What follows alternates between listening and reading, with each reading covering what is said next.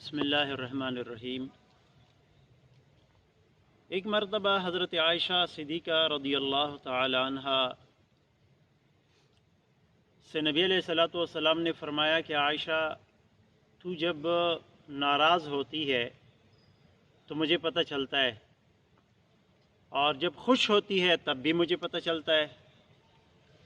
حضرت عائشہ رضی اللہ تعالی عنہ نے عرض کیا کہ یا رسول اللہ صلی اللہ علیہ وسلم، آپ کو کیسے معلوم ہوتا ہے؟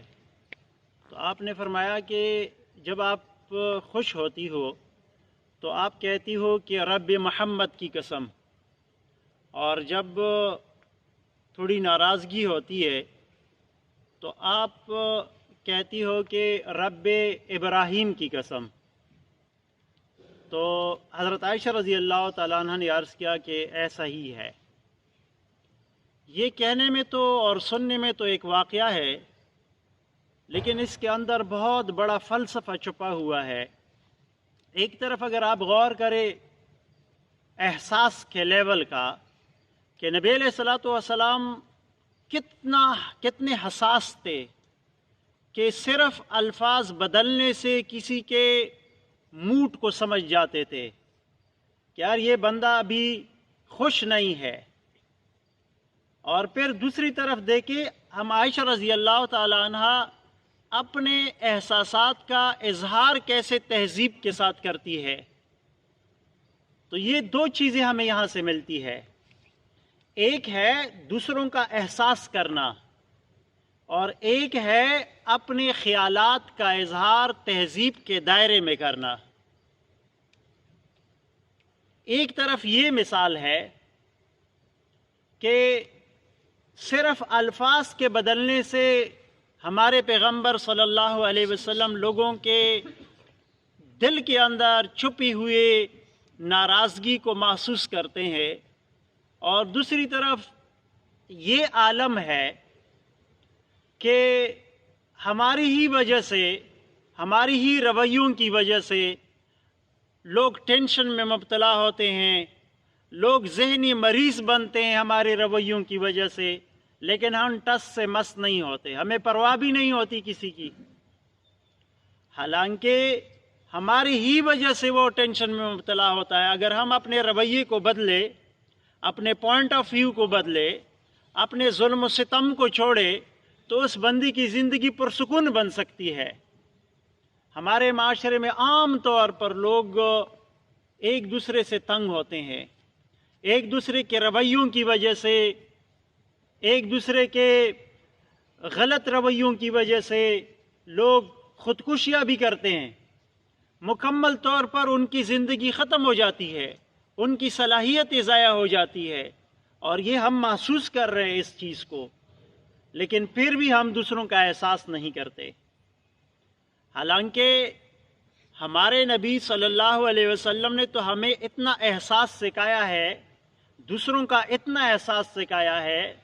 صحابہ کرام کہتے ہیں کہ نبی علیہ الصلوۃ والسلام جب کبھی ایسا موقع آتا کہ ہم میں سے کچھ لوگ سو رہے ہو اور کچھ جاگ رہے ہو، نبی علیہ السلام آتے، تشریف لاتے، نبی علیہ الصلوۃ والسلام اس انداز سے سلام کرتے کہ جو لوگ جاگ رہے ہوتے ان کو سنائی دیتا تھا، اور جو سو رہے ہوتے انہیں پتہ بھی نہیں چلتا تھا کہ کوئی بندہ آ گیا ہے، ان کے نیند میں خلل نہ پڑ جائے جو لوگ سوئی ہوئی ہیں۔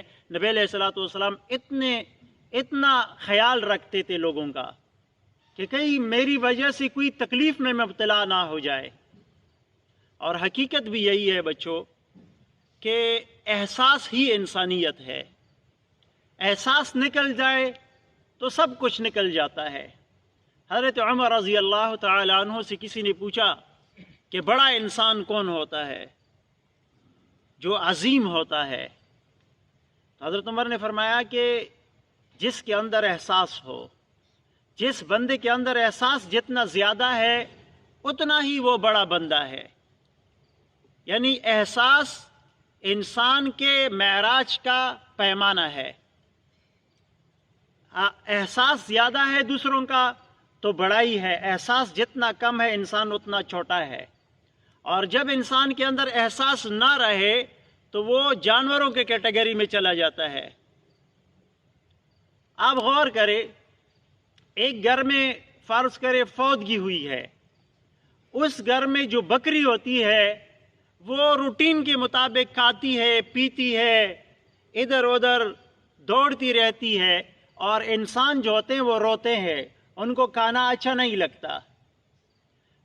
یہ بکری اس بندے کی موت کو محسوس نہیں کرتی، تو اگر ہم بھی محسوس کرنا چھوڑے تو ہمارا بھی یہی حال ہوگا، ہم بھی اس کیٹیگری میں پھر فال کریں گے، یعنی جانوروں اور چھپایوں کے کیٹیگری میں چلے جائیں گے۔ یہ جو حضرت عمر رضی اللہ تعالیٰ عنہ نے فرمایا کہ انسان احساس ہی سے بڑا بنتا ہے، اس کی تائید ایک حدیث سے ہوتی ہے۔ نبی کریم علیہ الصلوۃ والسلام کی ایک حدیث ہے، آپ لوگوں نے بار بار اس حدیث کو سنا ہوگا کہ خیر الناس من ینفع الناس، تم میں بہترین شخص وہ ہے جو دوسروں کے لیے مفید ہو، جو دوسروں کو فائدہ دینے والا ہو،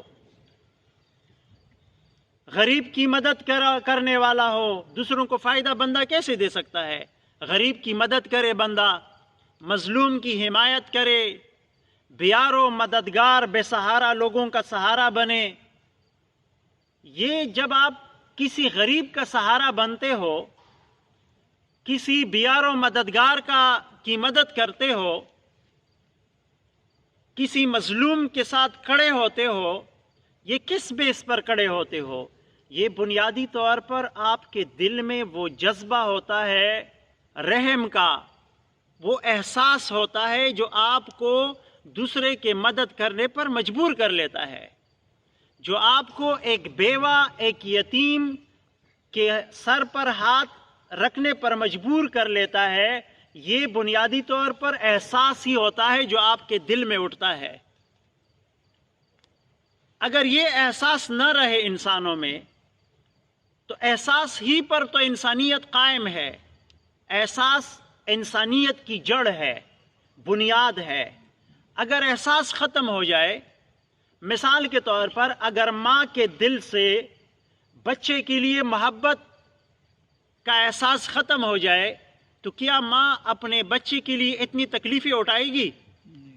یہ ہمارے ماں باپ، خصوصاً ہمارے جو باپ ہوتے ہیں، وہ ہمارے لیے بچوں مزدوری کرتے ہیں، محنت کرتے ہیں، اور ہزاروں کی تعداد میں ہر مہینے ہمارے اوپر پیسے لگاتے ہیں۔ یہ کون سی چیز ہے، یہ کون سا جذبہ ہے جو اسے یہ پیسے لگانے پر مجبور کر لیتی ہے؟ یہ وہ محبت کا احساس ہے، وہ ذمہ داری کا احساس ہے کہ میں ایک باپ ہوں، یہ میری ذمہ داری بنتی ہے۔